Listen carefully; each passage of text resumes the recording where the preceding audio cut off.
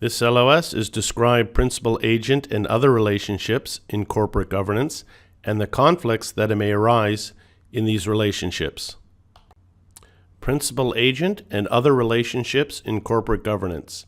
A principal agent relationship, also known as an agency relationship, is created when a principal hires an agent to perform a particular task or service. The principal agent relationship involves obligations, trust, and expectations of loyalty. The agent is expected to act in the best interests of the principal. In a company, principal-agent relationships often lead to conflicts. For example, when managers as agents do not act in the best interests of shareholders as principals. Shareholder and manager-director relationships. In shareholder-owned companies, both directors and managers are agents of shareholders.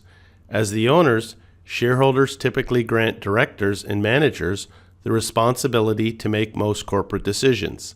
In certain circumstances, managers may seek to maximize their personal benefits, for example, their compensation, to the detriment of shareholders' interests. Shareholder and manager, or shareholder and director interests, can also diverge with respect to risk tolerance. Controlling and minority shareholder relationships. In companies in which a particular shareholder holds a controlling stake, conflicts of interest may arise among the controlling and minority shareholders. Manager and board relationships. Given that a board of directors typically relies on management to operate the company, the board's monitoring role can be compromised in the event of limited information provided to the board. This conflict is particularly pronounced for non-executive directors who are typically not involved in the day-to-day operations of a company. Shareholder versus creditor interests.